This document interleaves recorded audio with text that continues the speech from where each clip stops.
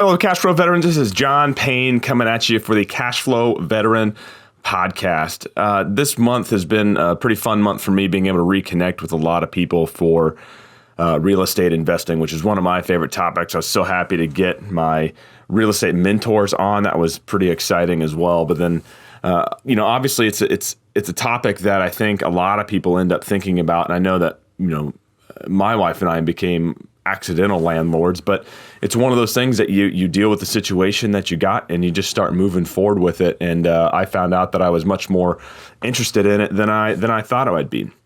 But one thing that I want to talk today a little bit more is about the idea of whether a primary home is a liability or whether it's an asset.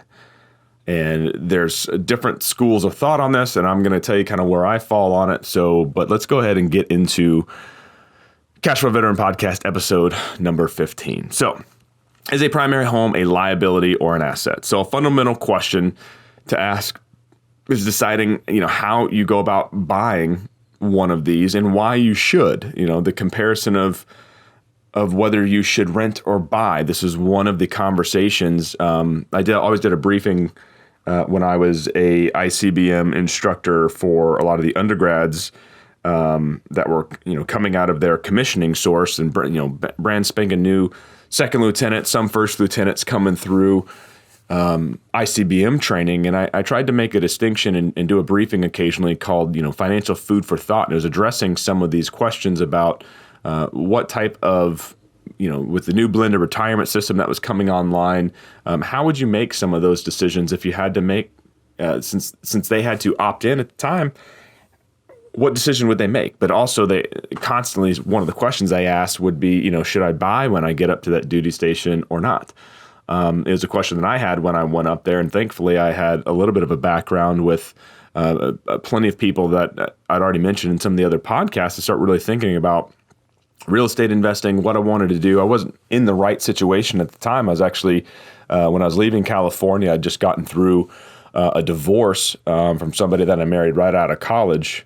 And so I certainly, and I had, had some other debts and stuff. So it wasn't right on the horizon that I was going to be able to do that, but I knew it was something that I would want to do. And there was a seed that was certainly planted for me to go about doing that. So eventually when my current wife and I got married, we decided after about a year of renting that we were going to end up buying. So I got to Montana in 2010. And my wife and I ended up buying in 2012. So one of the things I do want to talk about, and this episode is going to be, it's a solo episode. I'm going to go through at least the notes that I have that I've written down, and then I'm going to riff a little bit. It's probably not going to be nearly as long as one of the other ones. I do have work that I got to get to today as well. So my guest, Dave Schulwitz, he did make that distinction on the tax code that it is optimized for real estate investing, and that is so true. I'm obviously not the biggest fan of taxes or anything like that, but in order to secede from the system, sometimes you have to be able to use the tools that are currently available for you to be able to move past where you're currently at. You have a place that you want to go financially. If you want to be able, in my mind, to secede from the system and being able to have a bank and have other things that possibly taxes can't touch, that the government can't touch. There's certain things that they can't take away from you. That's what I'm trying to get people moving towards, whether that's the ability to be able to make an income, but also homeschool your children and not have to have, two people working all the time. You have a dual income home. I want you to be able to have 7 streams of income from things that you're actually doing with your family, with your spouse, but you have a lot of the time freedom at home to be able to raise your children the way that you want. If you're not a parent or anything like that, you're able to impact the world in a way that you want to be able to do that. And I think, to me, that's kind of what getting into this entrepreneurship journey is really all about. But again, real estate investing is one of those things that allows for people to get into. Again, the VA loan, in my mind, is a moral hazard, and it does impact local markets in a negative way. But obviously, it is a privilege. It is a benefit to military members, to veterans to their families to be able to get into something like that, even if it's going to jack up the price in certain places. It does allow people to get started on something that potentially could be an asset for them, even if they're not going to see maybe the results of that. It's not the best asset in my mind if you're going to be just buying a home just to living in it. It's not the best asset, but obviously there are reasons for people to do that are tax incentives to be able to do that. Again, if the government's giving you a tax incentive for it and they're encouraging you to do it in some way, I'm still going to say that there's a reason why they're doing it, and it's not always for your benefit. So while the market is built for people to go deep into debt in buying houses, that's one of the things that it specifically does. It is optimized for real estate. So, but fundamentally, if you were to take, Douglas McCormick's view in Family Inc., the book that he wrote called Family Inc., and actually treat your life as a business and put things down in a cash flow statement, put things down on a balance statement. When you actually go look at that, your balance statement or your income statement and all that stuff that's going to shake out in the financial stuff that businesses use every single day, that balance sheet that you got, when you look at it, it's going to have the value of the home in an asset column. That's awesome. That's great. Except for the fact that a single family home is going to be subject to the local market that's there. And one of the things that I found recently, just with the VA appraisers and stuff, so I'm in the middle of selling my Great Falls home, the rental home that we had. It's honestly not the best rental. Again, we were accidental landlords when we came into it, but we have an appraiser that we had an agreed upon price. And the appraiser came in and basically knocked the price down about $15,000, and we had to renegotiate because he said it wasn't worth that value. The problem that I have with that is the VA appraiser himself is one of the sole people who's actually allowed to make other appraisers. And even after going through the process of submitting more comparables for him to actually take in, he still threw out a whole bunch of comparables that were actually really good comparables, at least in my mind. Now, granted, he's a professional, he's doing this, but he actually has an incentive. So the only way you could become, or myself could become, a VA appraiser is to actually shadow this person and kind of be signed off on that. So to me, why would you give an appraiser the ability to control their competition? And again, it's part of one of those government programs like the VA loan. You have to have a VA appraisal in order for it to actually work like that. So it's really frustrating. So, but he makes the decision. We move forward. We adjust, and obviously the closing process has taken a lot longer than I think it should have. But hey, we're closing really, really soon. Closing this week. Signed paperwork today, so it's going to move forward, which is awesome. But when I look at the value of the home, even though we're making a little bit of profit on it, if I actually look over the long term of some of the costs that we could have incurred, whether that if we would have had to actually put, a new roof, if we would have had to put something else on, we would have gone from a cash positive situation immediately into a cash negative. So the cash flow itself over the period that we owned it, so we bought it in 2012 and we ended up renting it out when we left in 2015. We were in a situation from 2015 till now for 5 years where we're earning a little bit of cash flow. Sure, it covers our mortgage and that's great, but it's not cash flowing really the way that I would have now designed my cash flow, designed my offer to optimize for cash flow, because you make money when you buy. You don't make money when you sell. And that's one of the misnomers, I think, that a lot of people who buy a home, they go, oh, well, it'll be worth more in the future. And that's not true. The only reason why it's technically worth more is because of inflation itself. Sure, the underlying value of some markets that is hyper-local might actually impact it. Here in Nebraska where we live, people are moving in droves to Omaha. So and there's buildings going up everywhere, and the supply and the demand are working itself out. But because of the demand that's here, it's a very healthy market. So even when we come into a next downturn, I don't think Omaha is going to actually take a hit like it will on some of the other places that people are leaving from. California, for example, one of the things that might actually help it is just the number of people that are leaving California might actually help balance out the demand for some of those things. But they have rent control. They have other things that also drive up the cost overall.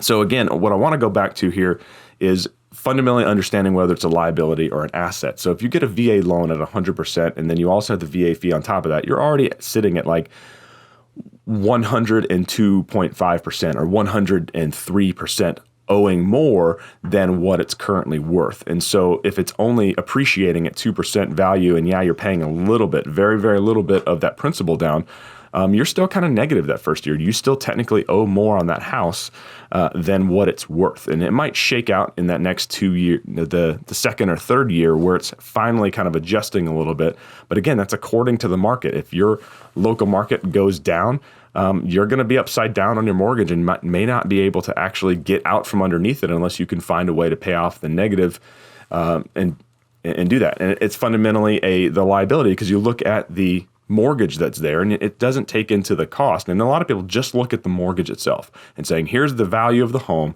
here's the mortgage debt that I owe. Oh, look, there's more money that's here, but it's not factoring in the capital expenditures over time. And those are, what's the life left on the roof? What's the life left on the appliances that you have, whether that's the heating and air conditioning system. It's not the upkeep that's going to come along with it. Do you have a sprinkler system? How often are you going to be able to get that updated? So there's a lot of factors that go into it that offer a lot more expenditures over time. And people aren't looking at it from a business perspective most of the time. They literally just look at what's the value of the home versus what my mortgage is. And even if you're just looking at it from that way, typically it's still just going to be a liability. And you're not going to realize any of that income until that moment that you go to sell.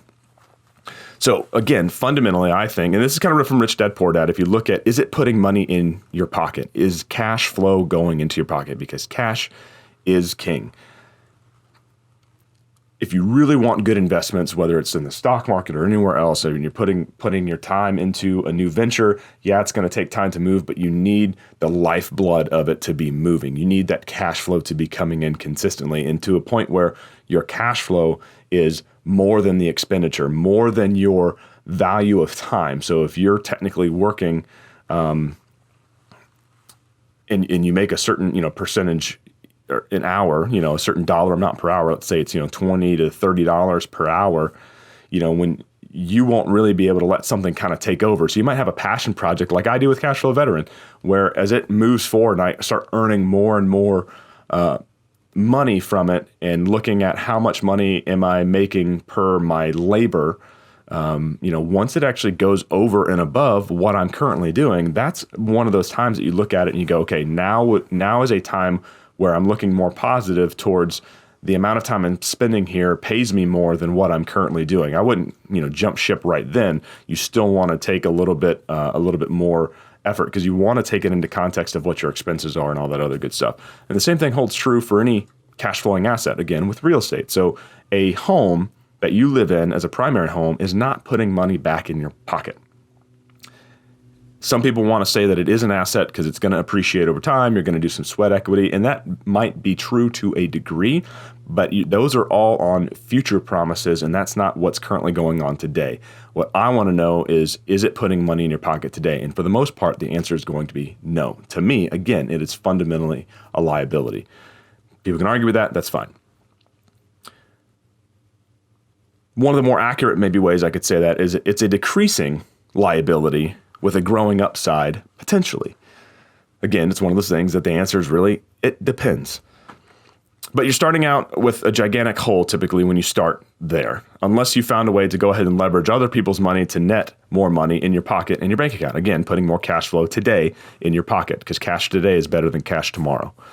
Otherwise, owning and renting a property is merely wasting your money, and you have to decide how much you're willing to waste by doing that. And for us, 5 years was the point that we were willing to not earn as good of an income on it based on what the market was. And we're in a position now where we can. Otherwise, I probably would have dumped the property a long time ago. If you're really negative on it, I would suggest doing it as soon as possible. Or you can find a way to turn that liability and turn it actually into a functional asset. You could BRRRR the house, buy, rehab, rent out, refinance, and rent it out again. You can house hack it. You can do an Airbnb, as some of our guests have mentioned. So that's always one of the things that I'm thinking of with Jackie, my wife, about turning one of rooms in our house as we complete one of the extra bathrooms and actually do some sweat equity for ourselves, build a little bit of a mother-in-law suite that we have room for here at the house that we have in Omaha, and then being able to turn that actually into an asset to offset some of the mortgage. I mean, that's still not going to make this a cash flowing property per se, but it's still something that would possibly help out. But what if your spouse isn't down for that? What if, they have trust issues or whatever with it? They see everything that's going on in the world and they go, I'm not doing that. I'm not going to take the risk of having something like that around my children. And I can understand that. And that's honestly been one of the hurdles for us, is my level of risk versus my wife's levels of risk are very, very different things. Dave Schulwitz talked about that in his, where he's walking into homes that have just cat pee everywhere. And, his wife's looking at him at the time, his then wife is looking at him going, I think you're crazy. I don't know why we're living. So, and I certainly have felt the same way. So what do you do if you want to take on the risk with your family or your kids? You don't want to be able to take that. What other options do you really have if that's not the route? If you can't agree on the level of risk that you guys are willing to take, or it's a level of risk that's not really good, let's say, for investing or whatever. I have a good friend of mine that basically they were flipping houses as they were having children. So they would be, had walls stripped out and stuff like that while they were raising children and doing their jobs and flipping houses as they're going through, and did a huge number of them in a short amount of time. And they actually lived in them as primary residents to make sure that they could get as much tax advantage out of it as possible. But, if they're not down for that, if your family's not ready for that, there's no way that that's going to happen. But let me ask another quick question just to frame this up a little bit. So is a checking account an asset or a liability? So specifically, cash on hand is considered an asset at all times. I mean, there's nothing it's borrowed against or anything like that.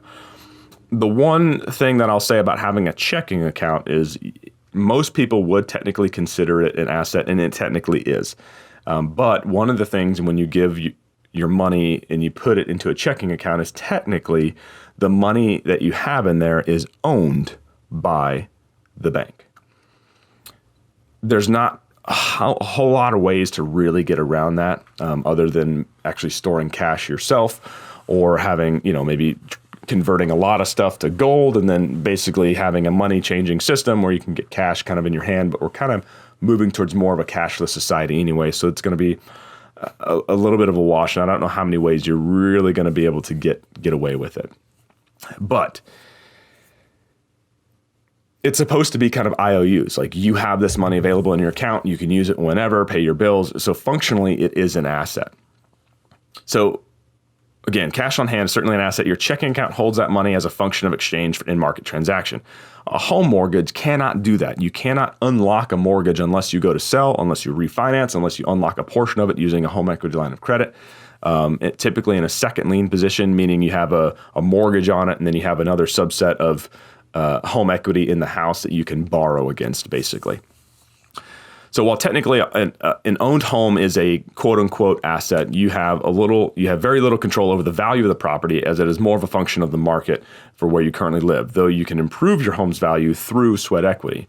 And yes, there are financial reasons that owning a home could be better than renting, but there's also upsides to renting, and that comes with the lack of risk that comes along with it, more mobility to move where you need to go. And I think as we go into this entrepreneurship journey and being able to take your businesses on the road with you, it might actually behoove you to rent a lot more and to put money, kind of invest the difference of what you could possibly do to go to other places, even though you're technically, losing money to someone else's mortgage.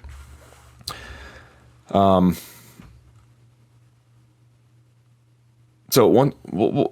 I don't know how far we're going to dig into the numbers and specifics as far as treating ourselves, our labor, and our family as a company, like the books I've kind of recommended already.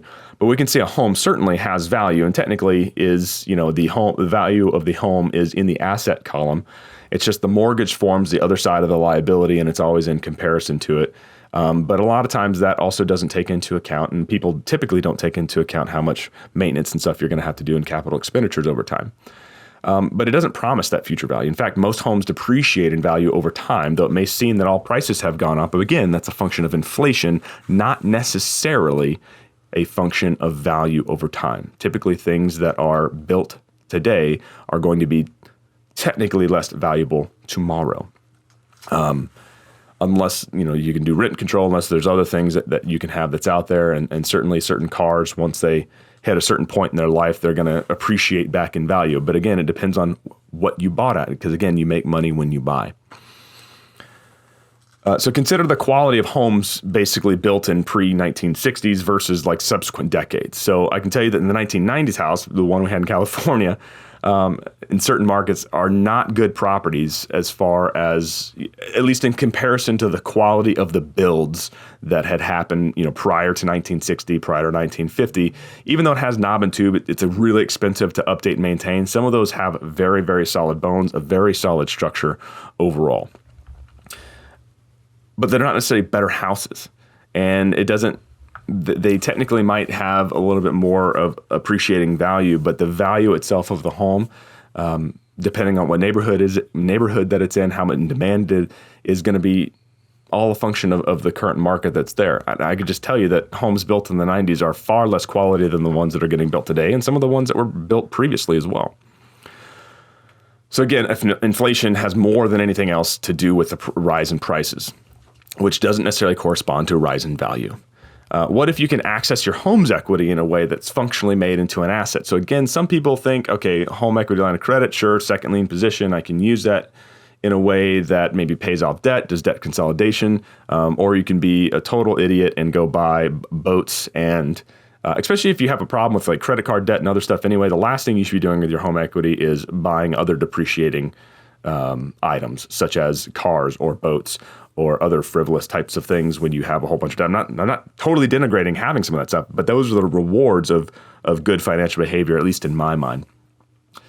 But again, what if you could really access it in a way? So one of the things that Dave Ramsey teaches, in his financial university stuff, he talks about the debt snowball, even switching to a 15-year mortgage to save on interest. You want to save $1,000 first and then start paying down, doing debt snowballs on debt. And then you can save up for 3 months of expenditures, 6 months of expenditures. You change your life around. And to me, he still has this pie that you're trying to rearrange. And I still think that's smart to do, but also the same energy, again, to do that is also the same energy it would take to build something and to create more value that's out there. I am focusing a little bit more on taking on that concept of changing the pie around, where instead of just changing the pie, I want to change the mechanisms and the interest and stuff and make things a little bit more efficient in how we do that, because it will accelerate a lot of what is going on in the pie by reorganizing some of that.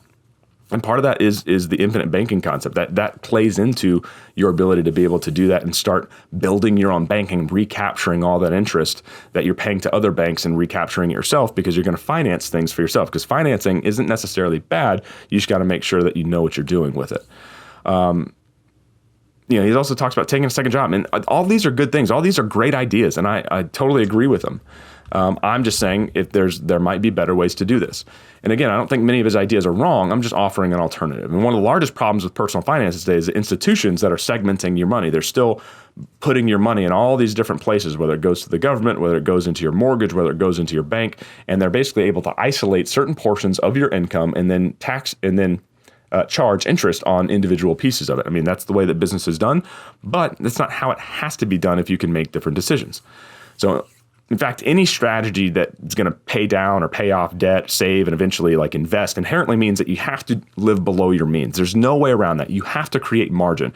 You have to earn more than what you are spending. So if you're in a situation where you have to spend because of debt and other stuff, that's killing your credit rating or whatever the case might be, you have to find a way to get that under control, and you're going to have to go get a second job. You're going to have to hustle in order to make sure that you're earning more than what you're spending until you can get that spending under control. And you might have to make some really tough decisions about whether you're going to do, you might have to nickel and dime it. You might have to give up cable. You might have to give up certain things. I mean, I would say internet's probably essential, but depending on where you live, it might not be. And you'll have to make those decisions kind of for yourself. And there's just no way around it.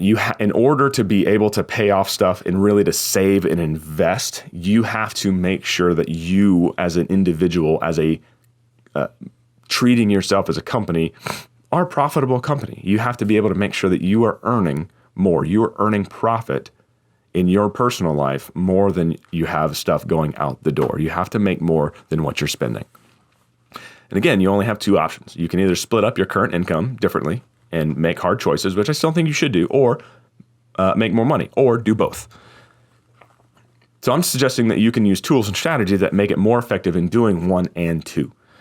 So Dave Ramsey, again, his debt snowball strategy can work, in my mind, in other vehicles. So it's still some of the same principles, although I know he wouldn't agree with where I'm going with this. But I do think that there is a misnomer that's out there. If you can be as disciplined, if you can get your mindset wrapped around what you need to do and increasing that margin of what you're making versus what you're going out, and then instead of segmenting all that money, put it into one place as it rolls out, you're going to be much more effective in being able to do that. And it's easier to control that way too. You're still going to have to check your balance sheet every month. You're still going to have to check your cash flow statements, your budgets, your planning, your spending plan. You're going to have to check all that stuff throughout the month regardless. Again, it's still going to take discipline. It's going to be skill. But just as much as any other strategy that's out there. So what am I talking about? So starting back in 2017, 2018, as I was transitioning off of active duty and into the reserve and into civilian life, I was introduced to a company called Replace Your Mortgage with David Dutton and Michael Lush. So we decided that we're selling our primary home in California. So we weren't going to do this for our primary home, but we at least still had a rental in Great Falls. So at the time, while it's not exactly what I wanted to do, it still provided a pretty big benefit for us over the few years that we were there. So we decided to use our rental as a means of kind of paying down debt and doing a little bit more debt consolidation. Certainly not to the extent that we are going to be doing here in, because we're about to, as we sell this house and move into this year and we do some refinancing and restructuring, we're going to be moving into this strategy again with our primary home and then working on how to pay it down in 3 to 5 years and pay it off in 3 to 5 years, but while doing all the other stuff. So we're about to, again, embark on this journey again, and we're going to use our home equity as a checking account. So again, your home equity or your home value certainly is an asset, but overall, it's technically where you live is a liability. However, if you can functionally use it as a checking account, because again, as we discussed already, checking accounts are assets, we'd be able to do that. So you can save, you can debt snowball, you can consolidate debt if necessary, you can save for emergency funds, you can do extra mortgage pay down, and you can do that all in one vehicle at the same time. You can always quickly revert back to a bank if you actually need to use it. But if you're reducing how much you're actually segmenting in your income, the more efficient it's going to be for you over time. You're going to pay less in interest overall, and you're going to be able to actually put more money to work to actually create more assets as well. So you got to use these strategies to optimize the efficiency of a home equity line of credit in the first lien position. So there are banks that are out there, and the reason why Michael Lush, who is a 14-year veteran as a mortgage broker, went to this system was because he's, number one, done it again and again and again with so many people, including himself. And he just wanted to start teaching the same principle that he had, and because people are paying less in interest and paying off their house faster and being able to enjoy a lot more stuff without segmenting their income. And there's other strategies to make it even faster, to make it even more efficient that they have in their training. Plus, they have tons of access to real estate investors and a whole bunch of other people that are really kind of releasing the power and multiplying the effects of some of this stuff, while the focus is really paying down debt and being able to do it very quickly. But again, it comes with a mind shift. It means you have to learn how to have the discipline, create the profit for yourself, and create that margin in order to make something that is that efficient. So if you're basically paying off your mortgage and replacing it with a first lien position home equity line of credit, the general theory is that you're taking all of your income and paying it down every month. And then you're extending the amount of time that you're using expenses for. So you're using your home equity line of credit as a checking account. And functionally, there's certain banks that are out there, and mortgages themselves, and I'll caveat this real quick, mortgages themselves, most often, obviously you're paying down, paying off the interest and you're paying down the debt, but you're front loading all the interest that's there. So you're losing money in the short term with the hope of a long-term gain later on. But you don't have access to it. You're not able to actually get into it, and it's separating your money. You have to have that bank account in order to do that. If you're going to the home equity line of credit and you put that in the first lien position where you pay off the entire mortgage with that home equity line of credit, And so let's say, for example, you have a $200,000 home, you only owe $150,000 on it. You're getting a home equity line of credit that you can provide for at $180,000, let's say. You have that $30,000 that's there to be able to use almost immediately. But you can replace that whole $150,000 of debt from your mortgage. You can go ahead and assume that inside the home equity line of credit, and then you just convert all of your income to paying it down and then diverting and deferring some of the other expenses for the cost. So one of the things I was going to say with the mortgage is it is highly regulated, which is why from bank to bank it is very cookie cutter. When you look at a HELOC, it varies from every single bank.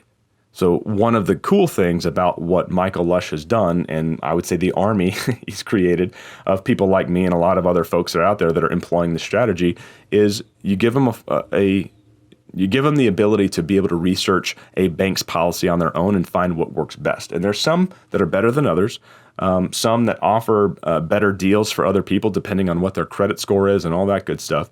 And there's some that actually allow you to essentially treat your home equity line of credit truly as a checking account. Like literally you're getting a debit card to go with it. You have the ability to transact just like you would with a checking account. You have checks that you can write if you really want to do that. You can transfer in and out. It has a bank routing number. It has an account number that you can assign to it as well. So you can actually make effective payments out of it too. That's not necessarily the best way to go about it, but you got to restructure how you're doing it. Because the whole premise of being able to do that is as you put all of your money into the home equity line of credit, you're using the efficiency of how that interest is calculated to defer. You pay on one part of the month at the beginning of the month, let's say, and you let it go for about 28 to 29 days, and then you transact everything that you can transact in an expense. So you pay it down. You expense it up a little bit, and then you immediately pay it down. So you have effectively 27 to 29 days of getting charged interest at this level, and then 1 day of getting interest charged at that level at a more efficient interest means. So the mortgage itself, because it's amortized, is not as efficient as having basically the credit done on a 360-day basis, where the even if the interest rate alone is higher for the year than a mortgage would be, the fact that you have it as efficient to pay it down, actually you'll still spend less money over time. I know that sounds crazy, and I'm going to kind of break it off right there because I don't want to necessarily go into the specifics. I don't want to spoil what Michael Lush has. I don't want to spoil what David Dutton and all of them have put together, but my recommendation is to go check them out. So go to replaceyourmortgage.com. Go through the videos, go through the articles that they have, download their ebook, just ruminate on it, think about it.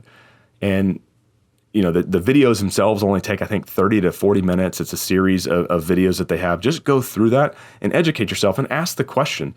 And come back and listen to this podcast again. If you have questions about it, you can send me a message on anchor.fm.